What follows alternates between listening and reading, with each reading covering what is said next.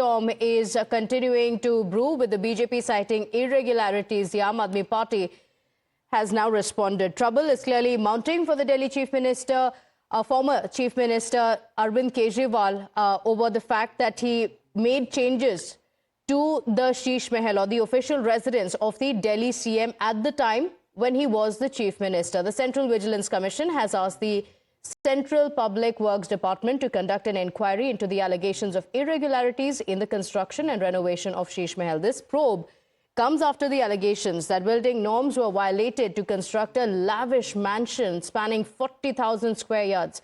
BJP claims that originally the compound was less than 10,000, but the adjacent bungalows and 8 Type 5 flats have been vacated and merged with it. The area of the Sheesh Mahal compound was also increased. Listen in to the allegations by the BJP.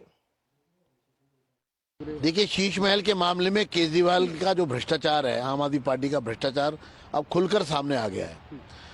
और जिस तरह से central vigilance commission ने इसका cognizance लिया है तथ्यों के आधार पर, क्योंकि 14 अक्टूबर और 21 अक्टूबर को मैंने 2 पत्र लिखे थे सेंट्रल विजिलेंस कमीशन को। मेरे पत्रों पर सेंट्रल विजिलेंस कमीशन ने सीपीडब्ल्यूडी को एक फैक्चुअल रिपोर्ट देने को कहा। सेंट्रल विजिलेंस कमीशन ने अब जो निर्णय लिया है कि वो फैक्चुअल रिपोर्ट की जांच करने के बाद की तथ्यों पर आधारित जो सीपीडब्ल्यूडी की रिपोर्ट है उसके आधार पर अब डिटेल्ड इन्वेस्टिगेशन का आदेश जारी किए गए।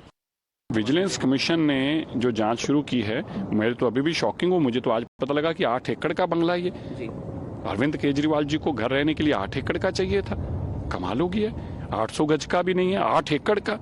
और विजिलेंस कमीशन बिल्कुल सही जांच कर रहा है। 40,000 फुट एरिया बना हुआ हो, उसके अंदर कमोड भी 10-10 लाख की लगी हो, 25-25 लाख का कलीन लगा हो, 8-8 लाख का पर्दा हो, 80 लाख की जकूजी हो, 50 लाख की किचन हो, तो उसकी विजिलेंस इंक्वायरी होनी तो बहुत जरूरी है और मैं इसको वेलकम करता हूँ। Meanwhile, the Aam Aadmi Party has rubbished all the charges by the BJP and said that the Saffron Party was making baseless allegations. The Aam Aadmi Party claimed that the BJP must allow the media to go inside the Sheesh Mahal and let them see the truth. The Aam Aadmi Party also asked the centre to launch a probe into the Raj Mahal.